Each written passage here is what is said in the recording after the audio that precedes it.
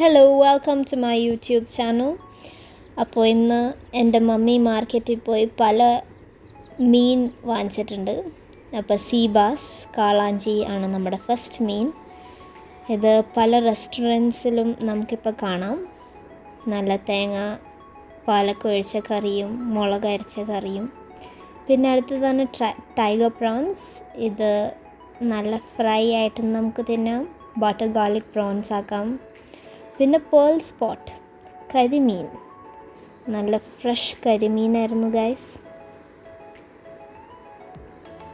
ഇത് നമ്മൾ കറി വെച്ചതും ഉടനെ തന്നെ വീഡിയോ ഇടണമായിരിക്കും. അപ്പോൾ ഇഷ്ടംപോലെ മീനുണ്ട്. നമുക്ക് ആ കണ്ണിൻ്റെ ഭാഗത്ത് കാണാം നല്ല ചുമന്നിരിക്കണത്. എല്ലാ മീനും നല്ല ഫ്രഷ് മീനാണ് ഗൈസ്.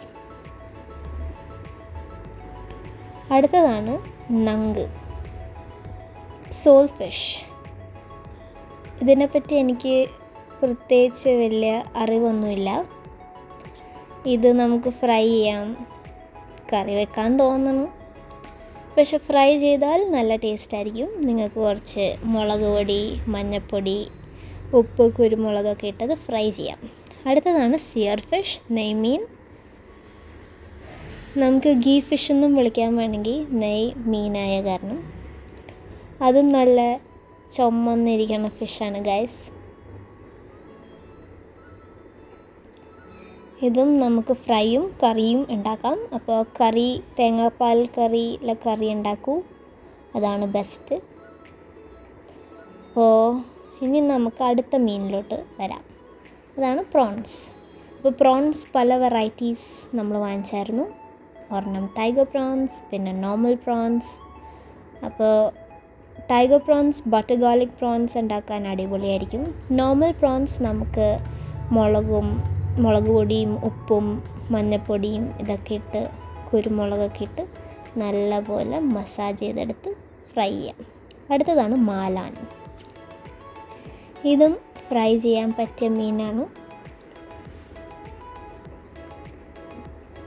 ഇതിൽ നിന്ന് നമുക്ക് കറിയും ഉണ്ടാക്കാം.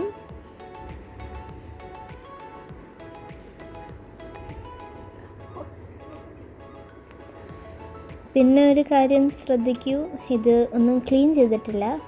അപ്പോൾ എൻ്റെ അമ്മ അത് ക്ലീൻ ചെയ്യുന്നതും കാണിച്ചു തരും. ഇതാണ് നമ്മുടെ ലേഡി ഫിഷ്. നല്ല അടിപൊളി ടേസ്റ്റുള്ള ഫിഷാണ്.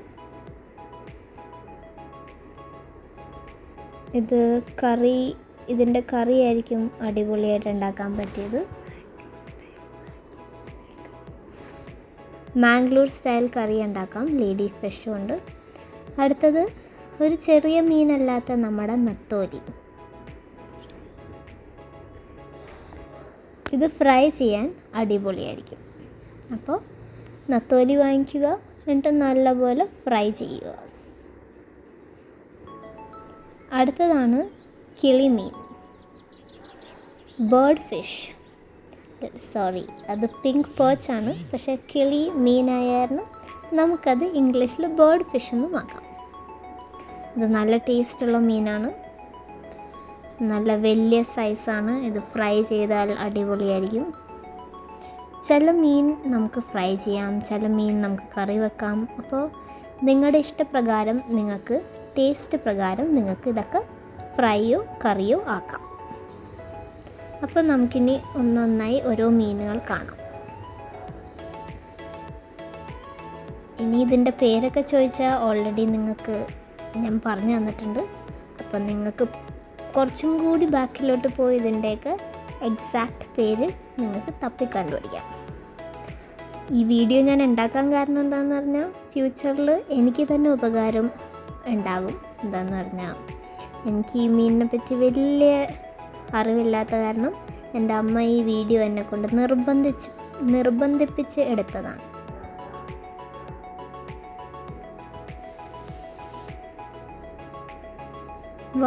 വാലും തലയും കാലും എല്ലാം കാണാം. ഇങ്ങനെ വലിച്ചു വാരിയിട്ടേക്കണ കണ്ട. ഇതാണ് മീൻ ലോകം, ഫിഷ് വേൾഡ്.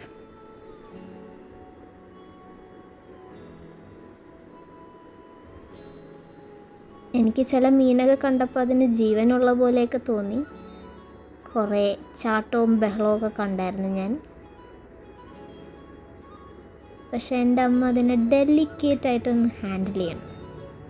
ഓരോ മീനിനെ ഇങ്ങനെ പിടിച്ച് തിരുമ്മി അത് കഴിഞ്ഞിട്ട് തനി സ്വഭാവത്തിൽ അതിനെ വെട്ടി മുറിച്ചെടുക്കും.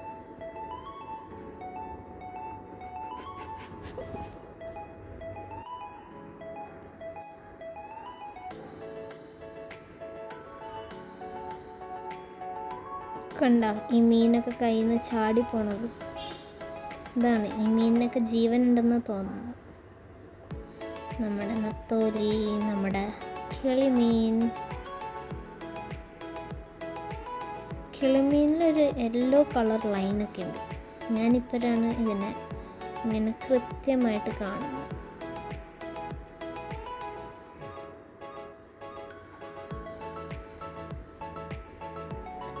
അപ്പോൾ ഇത് കഴിഞ്ഞിട്ടാണ് നമുക്ക് ഇതൊക്കെ ഒന്ന് നല്ലപോലെ ക്ലീൻ ചെയ്ത് കഴുകി വൃത്തിയാക്കി ഇത് നമ്മൾ സ്റ്റോർ ചെയ്യും.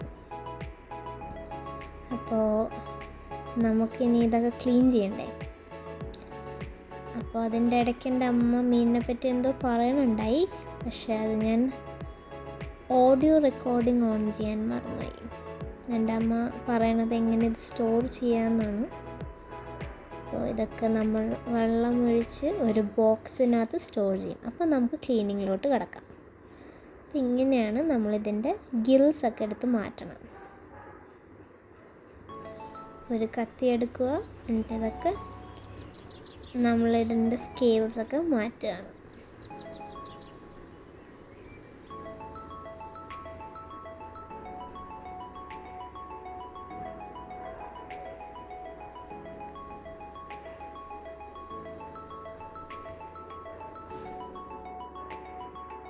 പിന്നെ ഈ കത്തി കൂടാതെ ഒരു ചൈനീസ് സ്റ്റോൺ ഉണ്ട്. അപ്പോൾ അമ്മ അതിൽ ഈ ഫിഷിനിട്ട് ഉരയ്ക്കണ കാണാറുണ്ട്. പിന്നെ അതുകൂടാതെ വിനാഗിരി, ഉപ്പ് ഇതൊക്കെ ഇട്ട് നല്ലപോലെ എൻ്റെ അമ്മ ക്ലീൻ ചെയ്യാറുണ്ട് മീനിനെ. അപ്പോൾ ഈ മീനിനൊക്കെ ഈ വെള്ളത്തിൽ കിടന്ന് ജീവൻ വെക്കാതിരുന്നാൽ മതി. ബാക്കിയെല്ലാം നോ പ്രോബ്ലം.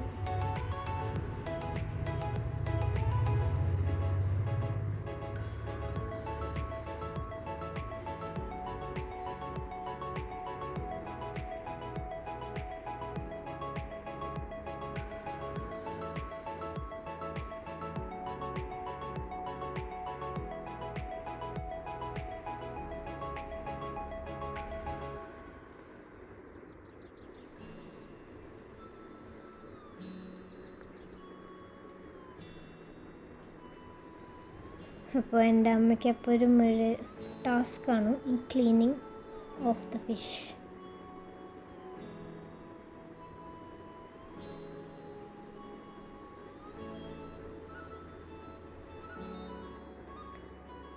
ഇനി നമുക്ക് ഈ മീനൊക്കെ ക്ലീൻ ചെയ്ത് കഴിഞ്ഞിട്ട് ഇതിൻ്റെ സ്റ്റോറേജ് പ്രൊസീജിയറും അത് കഴിഞ്ഞിട്ട് നിങ്ങൾക്ക് എങ്ങനെ ഇത് കുക്ക് ചെയ്യേണ്ടി വരുമ്പോൾ എങ്ങനെയാണ് ഇതിനെ ഒന്ന് ചെയ്തെടുക്കണേന്നൊക്കെ കാണിച്ചു തരാം. അപ്പോൾ ബേസിക്കലി നമ്മളൊരു പാത്രം എടുത്തിട്ട് അതിനകത്ത് നമ്മൾ മീനിനെ ഇട്ടിട്ട് അതിൻ്റെ മേലെ വരെ വെള്ളം ഒഴിക്കും. അത് ഷോർട്ട്ലി കാണിച്ചു തരാം. അത് കഴിഞ്ഞിട്ട് ഇത് ഫ്രീസ് ചെയ്യും. നല്ലപോലെ ഫ്രീസായി കഴിഞ്ഞിട്ട് വേണ്ട സമയത്ത് ഈ ബോക്സ് എടുത്ത് പുറത്ത് വെച്ചിട്ട് അതിൻ്റെ ചെയ്യും. അല്ലെങ്കിൽ നിങ്ങൾക്ക് മൈക്രോവേവിനകത്ത് വെച്ചിട്ട് നമുക്കത് ചെയ്യാം. അപ്പോൾ ഇതിൻ്റെ ചെയ്യണ പ്രൊസീജിയർ ഷോർട്ട്ലി കാണിച്ചു തരാം. അപ്പോൾ നമ്മുടെ മീൻ നമ്മൾ കഴുകി വൃത്തിയാക്കിയിട്ടുണ്ട്. അപ്പോൾ കഴുകി വൃത്തിയാക്കിയ മീൻ നമ്മളിപ്പോൾ ബോക്സിനകത്തിട്ട് ഗൈസ്. ഇനി ഇതിൻ്റെ മേലോട്ട് നമ്മൾ വെള്ളം ഒഴിക്കും. ഇത് മീൻ ജീവൻ വെക്കാനല്ല കേട്ടോ, ഇത് മീൻ സ്റ്റോർ ചെയ്യാനാണ്. എന്നിട്ട് നമ്മളിത് ക്ലോസ് ചെയ്ത് എയർ ടൈറ്റായിട്ട് നമ്മൾ നമ്മുടെ ഫ്രീസറിനകത്ത് കയറ്റും. നമ്മളിപ്പോൾ കൂൾ പാക്കിനകത്താണ് കയറ്റണം. അപ്പോൾ ഒന്ന് വേഗം ഒന്ന് ചില്ലായി വരാൻ. അത് കഴിഞ്ഞിട്ട് വേണ്ട സമയത്ത് നമ്മളിങ്ങനെ പുറത്തെടുത്ത് വെച്ചിട്ട് അത് തൂവാക്കും. തൂവാകുമ്പോൾ ഈ വെള്ളമൊക്കെ ഇങ്ങനെ ഫുള്ളായിട്ട് മെൽറ്റായിട്ട് പിന്നെ നമ്മൾ അതിന്